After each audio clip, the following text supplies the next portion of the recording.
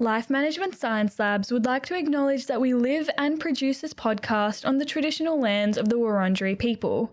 We'd also like to acknowledge the traditional owners of the lands of our listeners and our international colleagues. We'd like to pay our respects to their elders, past, present, and emerging.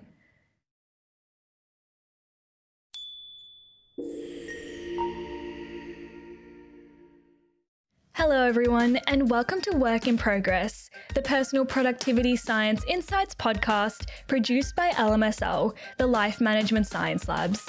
We are champions of life management science, providing structured insights informed by science and inspired by practice on key aspects of conscious living. Each week, we bring you scientific and practical insights on each element with the expert knowledge of professionals in the field. I am your host, Joanna. Let's get started. Hey guys, I'm your host, Joanna, and welcome back to another episode on Work in Progress, our personal productivity podcast. So for today's episode, we're going to be talking about balancing stress to better our productivity. And it's very easy to get caught up in all these endless things to do in our life, which can cause a lot of stress for us. So today I will be joined by Vi-An Nguyen to talk about some strategies we can use for maximizing our productivity whilst balancing our stress as well. So Vi-An is an organizational psychologist and the founder of Coaching and Psychology, a private counseling practice. So she has a focus on intersectional psychology and culturally responsive practice. Vi-An also delves into the impact of factors such as gender and race on mental health and emphasizes strengthening the mind-body connection to help people understand their unique strengths and how they can flourish while preventing burnout. Hi Vi-An, it's so lovely to have you here with us. Hi Jo, thanks for having me. I'm super excited for this conversation. Yeah, of course, I'm excited to get into it as well. But before we do all that, I'd love for you to introduce yourself a bit more with who you are and what it is you do. Sure. Well, thank you for the long intro already. But yes, my name is Vi-An Nguyen. I run a private counseling practice called Coaching and Psychology. Essentially, my background with organizational psychology is a lot focused on well-being and performance for individuals, teams, and organizations. And I started off working in very corporate environments, so management consulting, leadership development, that kind of thing, before I got really interested in kind of looking at how the systems impact our mental health, essentially well-being and performance. And I moved more into community health settings before working for myself in a counseling kind of setting. So yeah, in this work now, I'm really passionate about working with people, mostly one-on-one, to really understand how all these different factors come together and impact their mental health, but also taking a step back, like looking at what are the different systems that we live in and what are the ways that we can look after ourselves really holistically and then the people around us as well. Yeah, amazing. And I'd love to ask what inspired you to open up your own practice? Yeah, so I previously worked in clinics and I had a really great time working with, other colleagues of different professions like music therapy, counseling, things like that. Yeah.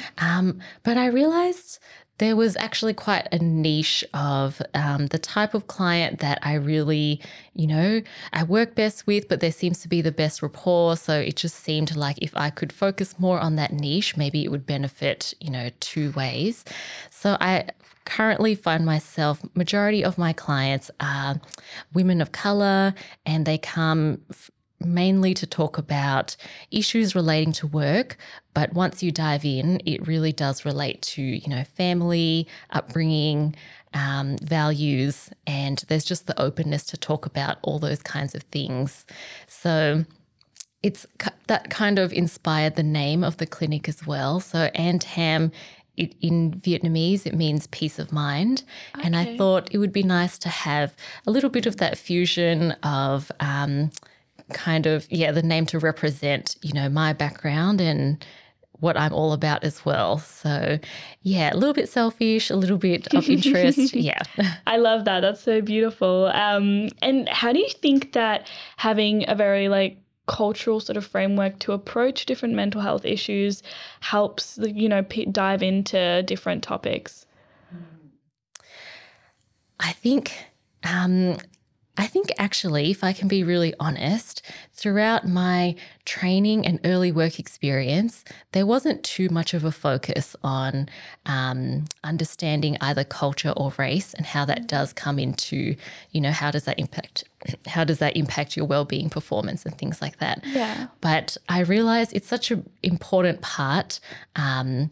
For example, in my early work experiences, there were a lot of people of colour at the junior levels, and it was very common to get feedback of like, you need to be more assertive, you need to speak up, stand up for yourself, things like that.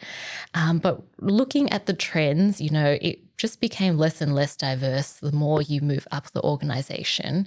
And I think, I really do think that culture plays a part in it as well. A lot of people came from collectivist cultures that had a greater power distance. So,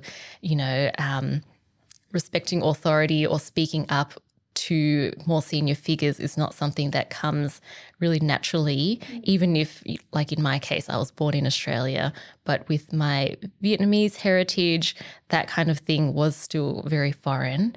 And so I think there's a real missing piece of this conversation. And whenever I wanted to have these chats with my manager or people, mostly like senior colleagues, there didn't seem to be much appetite on talking about race. But when I started talking to more people who, maybe they did anti-racism training or they worked really deeply in the diversity and inclusion space, I think it helped open my eyes to how much that plays a part. And so when I feel like in sessions with clients, when I open up and say that it is a safe space, we can talk about things like race and gender. You're not going to be, gaslit into thinking that this is a you problem and not look at the whole system. I think a lot of people, they tend to really open up and say, okay, here are all these things that I've wondered, but I never really wasn't sure, if that played a part or if it was just me. So, yeah, I think there's overall more appetite to talk about it now. Yeah. But it would be, in my mind, incomplete to not focus on culture and race and all these things. Yeah, for sure. Because I feel like it's very hard because in society, I feel like we've grown up having certain taboo topics, and race and, gender have been one of them. But recently I feel like it's been a bit more liberating, but I feel like there are still some boundaries with talking about that stuff. So it's important to cultivate a safe space where you can let down those guards and you can say what you need to say as a part of, expression of whatever you're going through. Definitely. Awesome. Well, before we jump into the nitty-gritty of our interview, we have a section we have called Have You Met Vi-An? So we'd love to just ask you some more get-to-know-you questions and a bit more fun. So my first one for you is, do you have a favourite book or anything that you're reading at the moment? I do have a favourite book. I'm only up to the second reread at the moment, but it's called Pachinko by Min Jin Lee. Okay. And it's a fiction book. It's kind of this multi-generational story about Korean families during the Japanese occupation in the early 1900s. And the author, I think I read an interview that she actually wrote the book and then went back to, Japan, Korea, interviewed people that that's their life, and then rewrote it. And so it's just this amazing story about all the taboo topics as well. Yeah. But yeah, it's beautiful. It's now a series on Apple TV+. Oh, wow. I feel like that's for people like me who probably wouldn't read the book. So that's really cool. And when you said you're only on your second reread, I was like, oh, okay.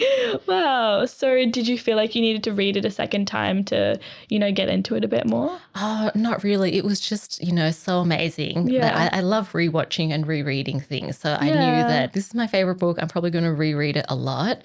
But there are so many emotional highs and lows that I was like, I don't know if I'm ready for the emotional roller coaster yet. That's why. Oh, wow. Wow. Well, what's that one called again? Pachinko. Okay, cute. Do you know what that means? It actually is a Japanese word for this like kind of gambling machine, not quite a pokies machine, but I think the history is that a lot of Koreans in Japan at the time faced a lot of discrimination, struggled to find work. So they, a lot of them found work through creating their own pachinko stores. Oh, okay. Wow. Yeah. That's really cool. I love books that have like really fascinating titles or something. So that's awesome. I might have to check that out, or maybe check out the show instead. Awesome. So my next one for you is, do you have a favorite movie or anything that you recently enjoyed? Yeah, I recently watched the new Pixar movie Elemental. Oh, okay. Yeah. Yeah, and I really love that too. I think, on theme with what we've been talking about so far, I didn't realize it was such a beautiful, like, immigrant family story. Yeah. So, yeah, I watched it with my mum and I thought, like, oh my God, this is your story, mum. And she actually really loved it as well. So, yeah. That's beautiful. Yeah, it's a very cute movie. I thought it was really great too. Perfect. So my next one for you is, are you listening to any podcasts at the moment? Apart from this one. Apart from this one, yeah. There's a HBR podcast called the Anxious Achiever podcast. Okay. So they interview different kind leaders in the corporate world and talk very openly about mental health, whether it's like anxiety, depression, or maybe living with bipolar while being an executive, stuff like that. I find it really cool. Awesome. Are you very into like the non-fictional side of things as opposed to like the fictional side when it comes to like books and podcasts and stuff? I think it's a real mix. I probably do read or watch in podcasts more nonfiction about maybe like health and cultural, stories, or like growing up Asian in Australia, that kind of thing. But then whenever I do move into like read a fiction book or something, I remember, oh yeah, that was really fun. I should do more of this. Awesome. Well, I've got one more question for you, and that is, do you have a role model, or it could be just anyone in your life that you look up to? I have a lot of I will give a shout out. So one of my role models is Vi-An Nguyen. Okay. She's an author. She's just an all-around amazing human. And she facilitates a lot of, inclusive leader, anti-racism workshops. She just does a lot of influential work between Australia and Vietnam, all while being a really genuine and kind human. So, yeah, I love working and looking up to her. Oh, beautiful. Well, thank you for sharing those with us. I would love to get into our interview questions now. So my first one for you is, how would you define the relationship between stress and achievement? Sure. So I'm trying to remember some of my notes now, but I'll just say what comes to mind. Go for it. In terms of stress and achievement, I think a nice way to think about it is maybe a spectrum. So, of course, with more achievement or a greater, achieving more, it might lead to greater stress. Maybe with achieving less, potentially, you could have less stress too, but it just means that there's this kind of optimum range. I do work with a lot of overachievers in my practice, but also just in my lifetime. I've really worked with a lot of them intimately, and I think when people have an achievement orientation, so that's their incentive, they're driven by it, it can be easy to fall into overachieving as a habit, and then as a result, not necessarily listening to your body or picking up on those signs of stress. And when you continue that habit without that, balancing it out with identifying the signs of stress, then it's easy to, feel burned out or overworked, and really then your body takes over to say, I can't do this anymore, or you need to slow down. Yeah. Yeah, and I often feel like maybe people focus a lot on their stress or they focus a lot on their achievement, and there's this very little focus on having a balance between the two. So how do you find focusing on this balance and addressing this balance is important? I think that finding the balance and harmony, it takes a lot of work to actually understand both your body as well as what's important to you, what, your values and purpose. Yeah. But when you do find the harmony, I think that's where you can find alignment. So basically, you know what's important to you, what gives you a sense of meaning and purpose, but you also know what your limits are. And you can be gentle with yourself and kind of ebb and flow and still achieve your goals. Whereas if you are really driven by achievement, but, as we said before, you're not really that good at listening to the signs from your body. And once you feel burnt out, you might be forced to stop. And then often it's hard to struggle with all those feelings of not being productive or then feeling like a failure in the more extreme cases. Yeah. Yeah, for sure. And how do you think an imbalanced approach, whether that be, excessive stress or underachievement, affects an individual's overall quality of life? Such a good question. And I think in my counseling work, I've really seen so many examples of what the imbalance can look like. Even though I always say that you can work with a psychologist when things are going well, a lot of times people book in a session maybe, after a crisis or when things have gone a little bit off track. So when there's an imbalance, let's say overachievement, and, in that situation where you're feeling burnt out, I feel like it shows up in the body in really funny ways as well. So there's only so much that you can fight the feeling. And one way I think about it is like the mind it's like mind over body in an imbalanced way. So you work really hard to achieve your goals and you say, oh, this has worked for me so far. It's helped me get here to this point. So I should just keep going, be determined, be resilient. But then that's kind of like mind over body, not listening to those signs of stress. Yeah. And so once your body has really reached the limit, some ways that it shows up is, it could be stomach aches, cramps, IBS, headaches. I've heard of people who experienced really intense neck pain from just thinking about work will trigger neck pain. Yeah. Just so many different ways that the body is saying, like, I don't want to keep going like this.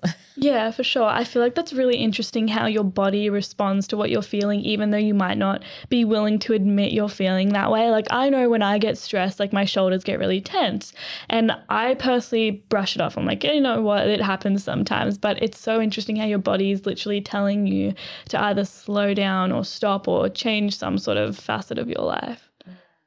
It's exactly that. And I think, current lifestyles, there are so many things move really quickly. There are so many demands. So it's easy to just kind of like get swept up in all the things that you have to do and not listen to the signs of your body.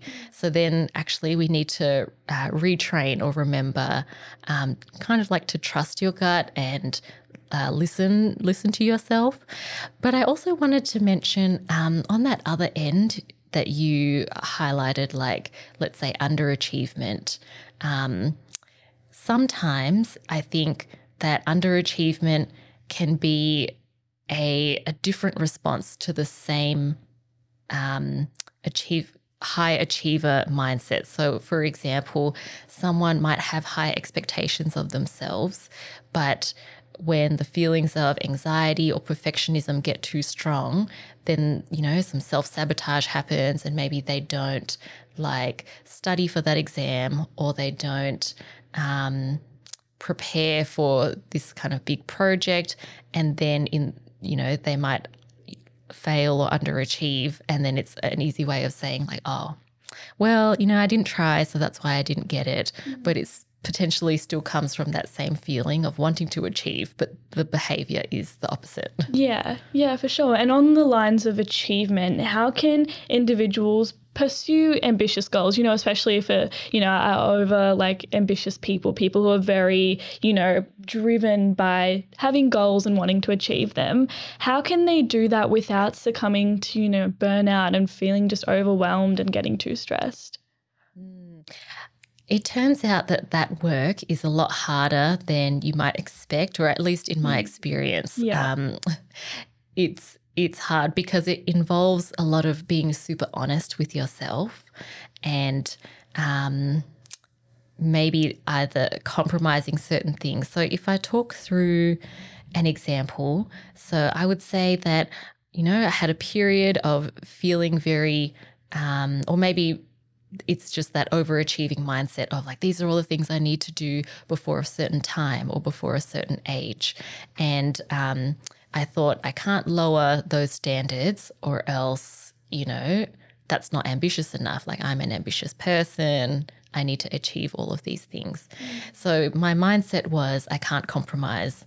I can't compromise on these goals. But the other side is then I experienced all those, feelings of burnout. For me, it came up via IBS, all kinds of gut issues and not being able to eat all of my favorite things, coffee, bread, all of that. And so I think what I've learned and what I see a lot of people go through the same journey is that you can define your values, what's important to you. Maybe learning is a value, but maybe health and family are also values. And so when you've got that in mind, you actually have to sit and think about what will I be happy with, What are the work goals or ambitious goals that I'm happy with, and what kind of lifestyle do I want to live? So if you don't really, if you don't care about sleep and you don't care about seeing your family, then maybe all those ambitious goals, you're like, yeah, I'm fine with that. But if you actually, you want to have free time on the weekends, like hang out with people after work, then you might actually have to compromise on what does that mean, or maybe be a bit more flexible on how you get there with the goals. And that, I think, is the part where you need to be honest with your body. And if you feel signs of getting tired, exhausted, that you might actually need to slow down and, compromise your thinking in that way, rather than, no, every minute I need to be productive, or every day I need to do something. Actually listen to your body, take time when you need, and then when you have more capacity, you can, work really hard and still achieve the goal. Yeah, for sure. And I love how you mentioned this idea of being honest to yourself and being honest with like your body and stuff, because I feel like it's so hard when you want to do one thing, but then your body is giving you all these signs that, perhaps that's not what you should be doing. But it's very hard to listen to that sometimes, because I feel like it can be very scary, because it often implies something has to change, or you might have to temporarily give up or dial down something. So how can someone approach that? They've realized that, okay, got these signs that something doesn't feel right, but I'm a bit too scared to take that step to better it. How should they best approach this? This is where one part of me says you can work with someone like a counselor, like a therapist. Sometimes I see that as almost like, maybe borrowing encouragement from someone other than yourself. Yeah. And that can help you make space to work through some of these big questions. But I guess what I see a lot of times is that the denial phase can be really big of, I'm fine, I'm not tired, I just want to keep going. But when you're kind of ignoring those signs from your body. So essentially, if we call it out for what it is, you're in denial of what your body is saying. Yeah. So I think, I don't think there's really an easy way, but it's just opening up your eyes to what if I slow down, or what if I sit for a moment and acknowledge like what is my body trying to tell me. So yeah, I don't think I have any easy answers. It just starts with self-awareness, sitting with the discomfort, and maybe you can work with someone else so it's not just such a lonely journey. Yeah, for sure. And I love the idea of, involving someone else in the process, especially if you feel like you can't do it on your own. So that's very important. I'd love to ask what you think some of the most common challenges people face when they're trying to manage their stress levels while, being productive amongst all this. I think, of course, one of the common challenges is just kind of breaking a habit. Like we've been saying, if you have been an overachiever for a really long time and that's how you got to the position that you are today, it can be hard to just let go of this idea that every day you need to be productive and achieve. So one challenge is, letting go of or changing some of these habits that have been helpful to you so far. And possibly another challenge is kind of the environment that you're in, and whether it's like indirect peer pressure or what you see around you, that can, I think that can add some invisible pressure as well on, this is what I need to do to be seen as successful. So just that kind of idea, maybe narrow idea of what success means, that being anchored in your mind can be a challenge as well, as opposed to maybe broadening your idea of, what is success. And actually one more challenge related to that, to the one I just mentioned, is just acknowledging that everyone is different. I feel like we know that logically, but then when you are, setting expectations for yourself and you see what other people have achieved, it's easy to just assume, I should be able to do what they're doing. 100%, yeah. Yeah, and so maybe a small thing for you is an achievement, like maybe you've really been struggling to just tidy up your room, tidy up your house. And so doing that might not feel like an achievement compared to your friend who just bought a house. But it's just that, really drilling it in that everyone is different, and it doesn't mean that your achievement isn't an achievement, and it doesn't mean that you'll always have this level of capacity forever. Everyone's level capacity for stress and challenges fluctuates all the time.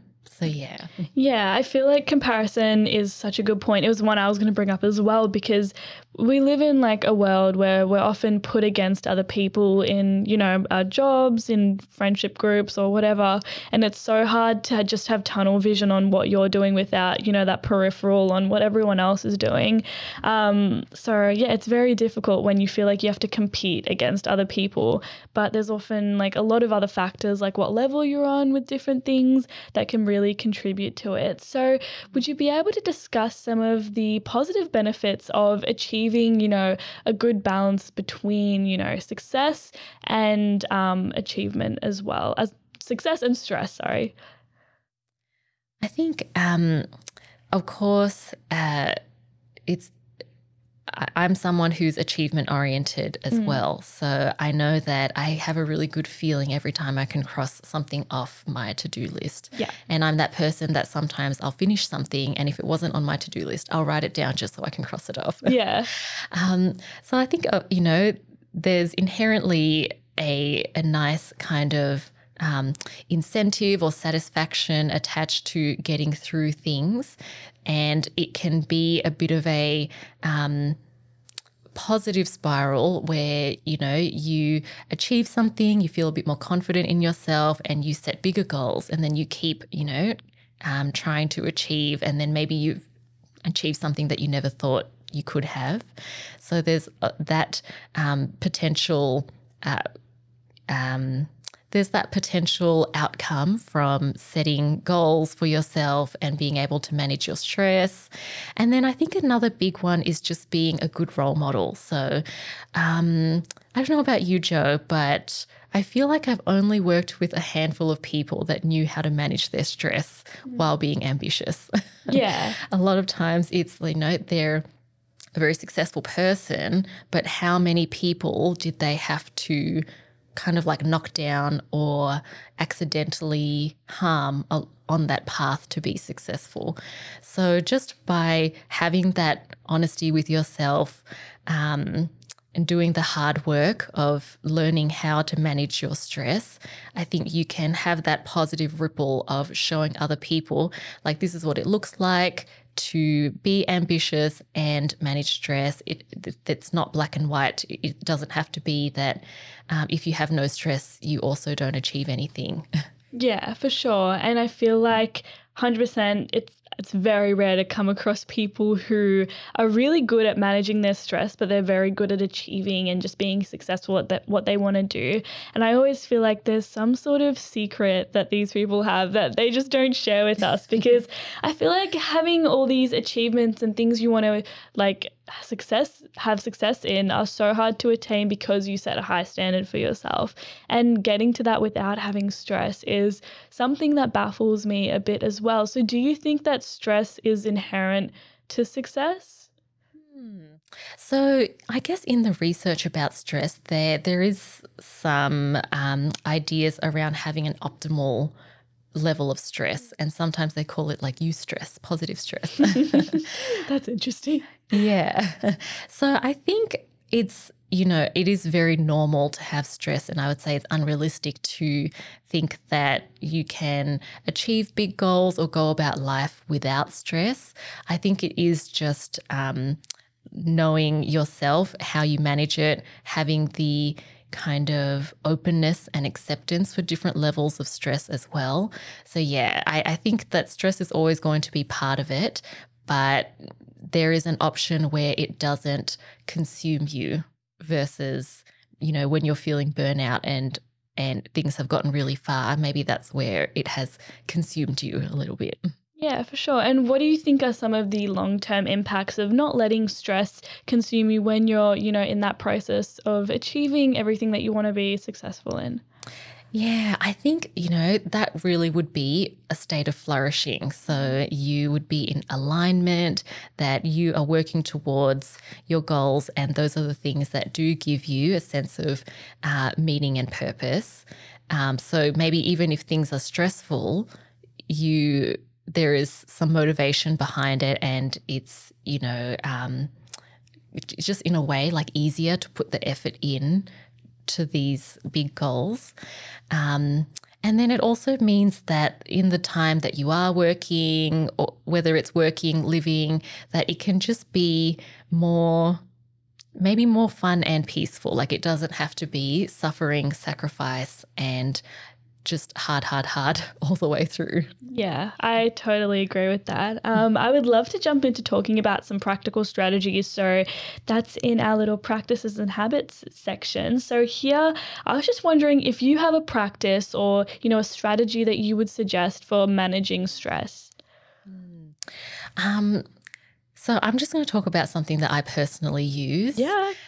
It's a tapping meditation app, and the practice of tapping, it's also called emotional freedom technique, but it's basically guided meditations that take you through 7 different acupressure points on your body, and it goes through the process of acknowledging, like, what is the issue right now, whether it's stress, sadness, anger, and then going through a process of releasing it and letting it go. Yeah, amazing. Would you be able to talk to me about what a little session is like?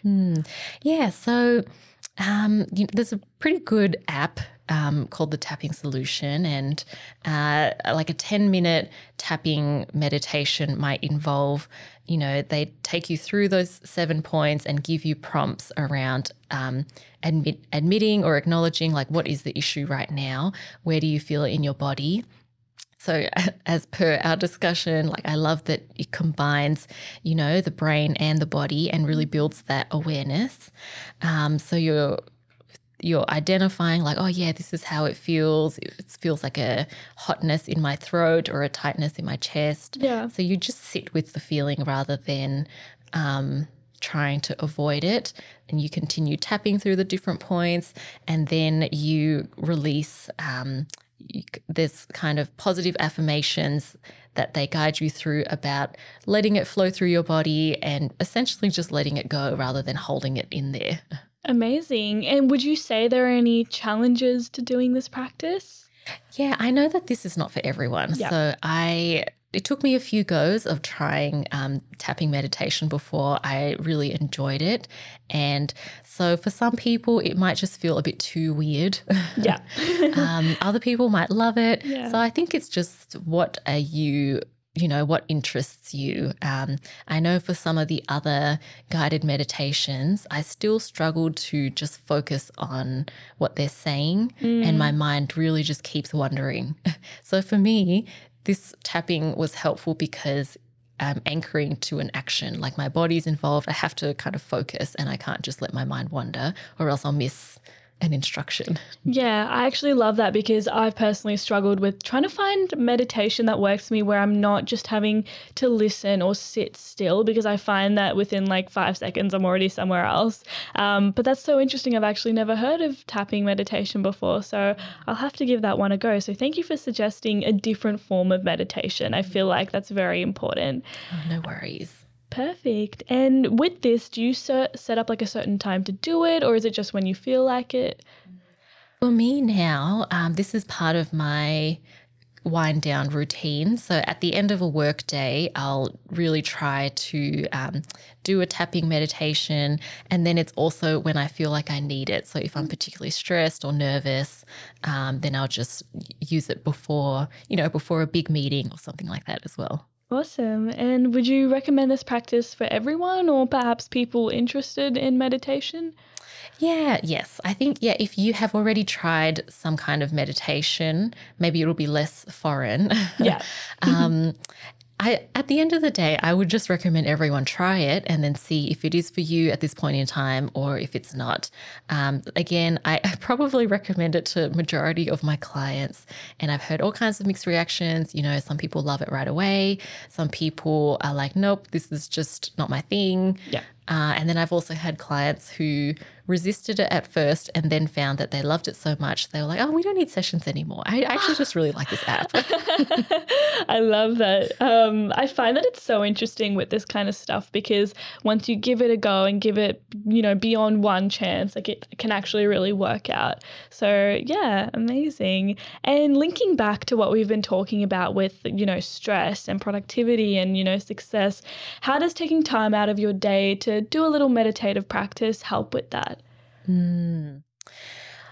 To me, I think about it as time to actually just sit and process what has happened in your day. Yeah. So I don't know if you do yoga, but, usually the last pose is you're kind of just lying there, kind of like letting your body soak in the practice that you just did. And I think about that kind of practice as a similar thing. So if I didn't do that, I know I would find other things to do, even if it's just not like super active, like watching TV, but it doesn't really kind of give me time to process, what happened today, how do I feel about it, and now I'm going to release it for tomorrow. So it just gives you a proper chance to just, process, not bottle it up or hold it in, and then and not build up the stress over time to ultimately prevent burnout. Yeah, great. Because I feel like we don't actively set time aside to think about our day. I mean, I know some people reflect or they have like a journal or something like that. But for those of us who are probably always in a rush or always feel like we don't have time to do these little things, I feel like having an app or something that helps keep you accountable for reflecting and winding down is always really good. For sure. And I know I still probably every time I sit down to do the app, I feel like, no, I don't have time. Yeah. That will always come up. But part of my values, is health, is looking after myself. So I really have to let that take over of, this is important. I want to do it, even though I feel like I don't have time. Yeah. Well, that's amazing. So thank you so much for sharing that strategy with us. It's one that I'm going to give a try as well, because Exciting. I know, because I recently downloaded a meditation app and it had this 1 year free subscription. So I was like, oh, great. But they were just talking and I was like, oh no, I don't think I can do this. I gave it, to be fair, I only gave it one go. But I'm definitely going to try this. I feel like having something that really caters to you as an individual is really important as well. So again, with like all these practices, I feel like it's very important to reinforce that even if one thing doesn't work, I'm sure there's another variation of it that you might be able to give a go as well. Yeah, and also maybe the openness to keep trying. I know for the different meditation apps I've used in the past, including this one, I saw like, oh my God, 15 minutes, 20 minutes, no way, I can't do that. Yeah. But there were the options of, 3 minutes, 5 minutes. And through starting really small, I feel like now, after a few years of using the app, I feel really like looking forward to the 20-minute one, like, oh, what a treat, versus before of like, absolutely not. Yeah. And I feel like that's such a great thing to look back on and be like, I started this with doing 3 minutes, wasn't really feeling it, but now it's been like a year or two and I feel like I can do like 15 or 20 minutes. So that in itself is a goal and something to feel like you've succeeded in. So Yeah, thank you. I am proud of that little achievement. yeah, no, that's a great one. I definitely have not gotten anywhere near something like that yet. So hopefully this app will put me on the right track. Perfect. So we've got our little questions from the audience for you now, and I've got quite a few here actually. People are very curious about our topic. My first one for you is, how does chronic stress affect long-term health and overall well-being? There are just so many answers to this question. Yeah, of course. Yeah. To be honest, I think if you Google, you will see all the wide-ranging impacts. And I just think that chronic stress can impact every single system in your body, from skin, from like headaches and thinking clearly and feeling like yourself, gut issues, libido, sexual health. It's all there. I don't think there's anything that chronic stress won't impact or can't potentially impact. Yeah, no, for sure. I feel like it's just everything being really exacerbated to a very extensive point as well. So my next question is, how can we effectively communicate our stress levels and boundaries with people such as, family members or colleagues or employers? Yeah, I love that question because I think that's a underrated skill or maybe something to think about, like communicating your stress level after you identify it, then communicating. Yeah. What I can say so far is I think that communicating it when you are feeling a little bit, calm or feeling a little bit neutral would be more beneficial, of course, than let's say you're feeling peak stress and then you tell, let's say your mum or your sister that you're feeling stressed. It probably won't come out very calmly. Might come out, full of like anger, irritation, or opposite, like if you're at work and then you're really feeling all of the stress and then you tell someone, maybe that's when all the tears come. Not saying that's a bad thing. I'm just saying I feel like a lot of people don't feel comfortable crying at work. Yeah. So then it would just involve feeling a little bit calm, a little bit okay, so that you can express it in a way that other people will be receptive to as well. Yeah. Yeah. And so maybe that's like doing a bit of meditation, a bit of journaling, and then going to someone to just express like, this is how I feel. And then this is my idea of what I would like from you, support or help wise. Yeah, 100%. I feel like sometimes it can be a bit dangerous to approach people with that raw emotion without having a chance to have sat with it, figured out what you want to do with it, because sometimes it just comes out in could be aggressive or frustrating, sort of, maybe even hostile way that might not be very, good when you're trying to communicate it to someone who doesn't understand it or hasn't actually experienced it themselves. So I feel like, it is important to think about it and then figure out a way you can express it to someone and communicate effectively. for sure. Yeah, amazing. Well, my next one for you is, oh, this one's interesting. As far as I know, a good amount of stress can also push us to be more productive. So how can we differentiate between healthy stress that leads to increased productivity and detrimental stress that hinders our performance? Yeah, I think one framework that I think about often is that an overplayed strength is a weakness. So there's an optimal zone of everything. And this can be applied to things like empathy. So an optimal amount of empathy means that, you can extend compassion towards others, but overextended, if you have too much, maybe that means you are sacrificing your needs or yourself for the sake of other people. Yeah. So I think stress is a similar thing. Like, yes, there's the optimal zone. And then once it passes that threshold and becomes detrimental, it probably relies on your body awareness and how well you know yourself. So I think what you said before, Joe, like feeling tightness in your shoulders is a sign of stress. Being able to pick up on the early signs and, your honest feelings, that will really help you figure out where you are on the scale before it's, you're in that zone of too much stress, feeling overwhelmed, burnt out. Yeah, amazing. And I feel like it is such a challenge, though, to be able to identify when you've, veered into that, category of like being too stressed, or, you've gone into that sort of negative, like very destructive, I guess, end of, stress and stuff, because it's so hard to pick yourself up on it before it actually happens, because you're like, oh, I can handle a bit more. Oh, this is stressful, but I can keep going, kind of thing. So now I have a question of my own. How can we keep ourselves accountable for managing our stress and not trying to push ourselves to the point where we're like, I can handle more, I can take on more? I think keeping yourself accountable is a good point. So that's going to be individual for everyone as well. I know with a lot of clients I've worked with, a lot of people say that they don't want their stress or negative feelings to impact, the people close to them or the people they live with. And so that might be one kind of sign or barrier of what you're not comfortable with. So then maybe there are,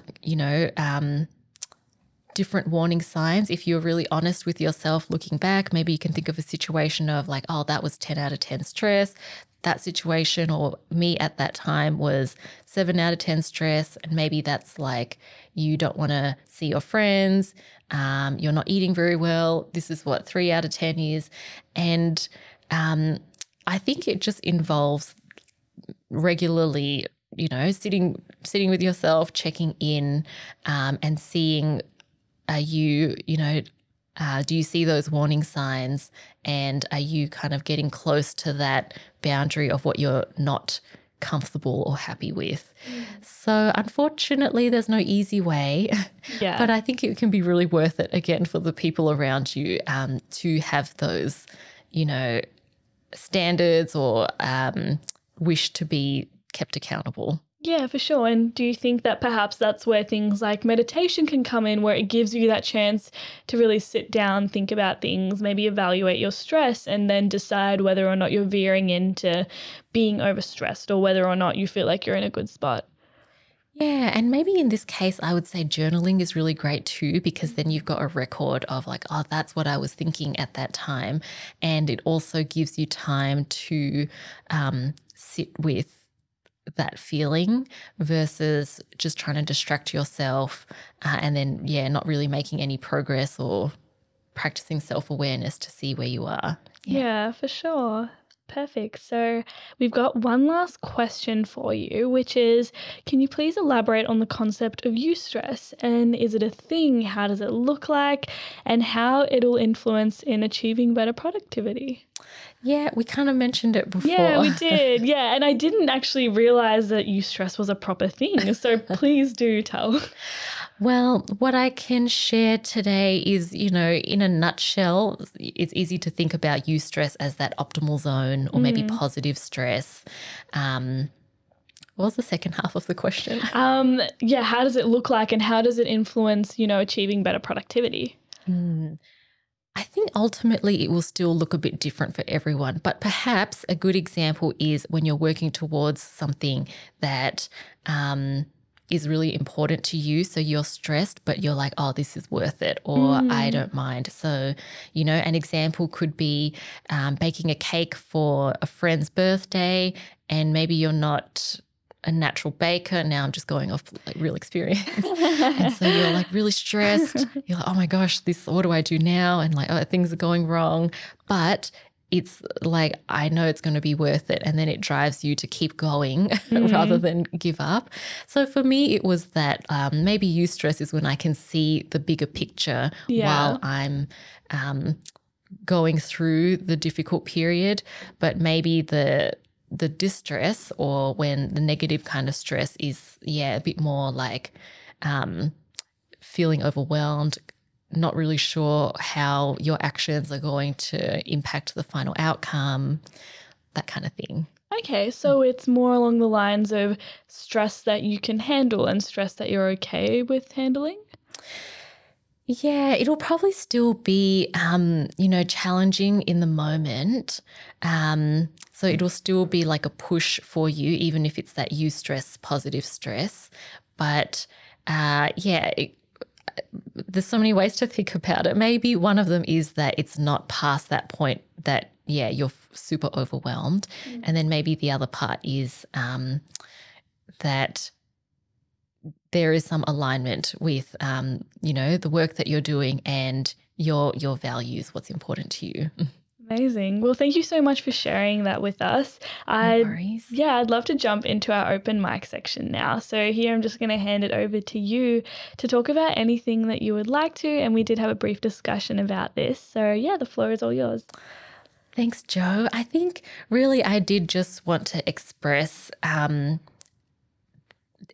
importance of intersectional psychology, of really looking at how all these different factors come together to influence not just your mental health, but you as well. So the reason I'm really passionate about this is because I kind of mentioned it earlier in my early work experience. And someone who gets stressed easily and has an achievement orientation, I think it was easy to think of myself as the problem of like, oh, I'm not achieving because it's me, because I'm not good enough, and all those kinds of things. And I see that a lot in overachieving clients as well, is that it's easy just to fall in the trap of being really harsh on yourself, which doesn't necessarily lead to, positive outcomes when you are so critical. So then by taking a step back and looking at like, what is the bigger picture here? Like what's actually going on? And maybe it's, if I speak really openly, maybe it is racism in the workplace, but because there's not much appetite to talk about it, it's easier to think, oh, no, it's just me, rather than there is a pattern going on here and no one's talking about it. Or it could be about gender or, disability. So I think having the courage and maybe support to take a step back and look at the systems that you're in, like really what's going on here, and then being nice to yourself as well. Like maybe it's not me, maybe there's other things going on, that kind of knowledge can be really helpful, not just to you, but the people that you work with and talk to. At the same time, I feel like this topic is kind of scary. So, looking at, is it my gender, race, or these things that are playing a part in the outcomes and the experience that I'm having, I think it's scary to think about that because a lot of those things would be outside of your control. And so people feel like, and this process can be unconscious as well, that it's easier and more comfortable to just think, maybe I'm the problem. So, that's why I would encourage, finding a safe person to talk to. Maybe it's a good friend, a partner, maybe it's a therapist, but it's very much up to you. that can be a nice starting point to just like see what you're comfortable talking about. And then, if I can very openly just promote things as well, I've been thinking about these questions a lot. So how can it be easier to talk through these difficult topics and help yourself, help other people? So one of the things I recently made is just a deck of reflection cards. I think there's a lot of different cards out there at the moment. I'm a fan of all of them. I love using cards. Esther Perel has a really great card game. Yeah. Yeah. And it's just to prompt, like deeper questions to get to know yourself better. So yeah, that's something that I will make available soon, but just kind of putting it out there. Are there ways that you can find, are there ways that you can start to have these scary conversations in a more easy and fun way? So yeah, the reflection cards is just one of many options that you can start to ask these questions and build that self-awareness.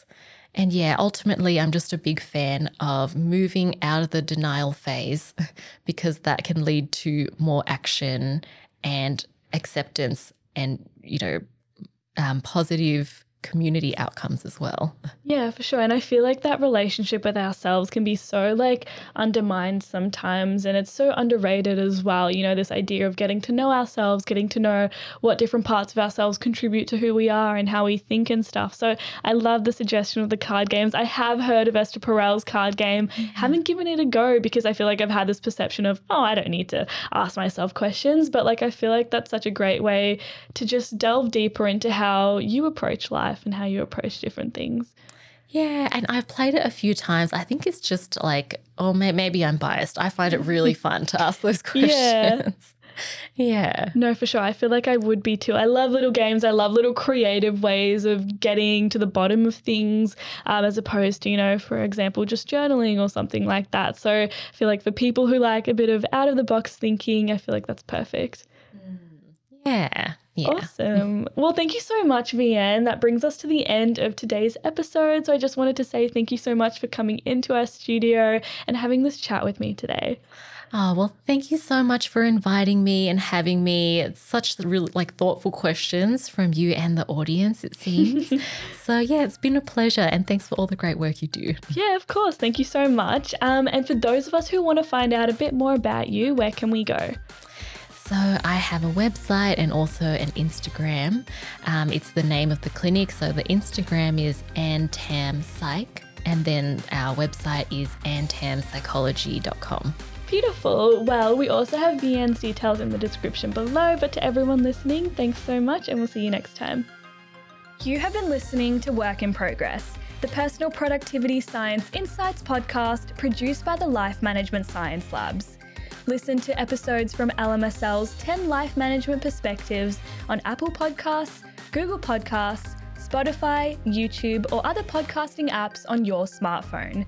If you enjoyed this episode, please consider rating our show, sharing it, and subscribing to our channel, as it helps other people find it and us grow to bring you more quality resources. More of our work can be found on our website, pp.lmsl.net, where you can join our movement. I'm Joanna. Thanks for tuning in.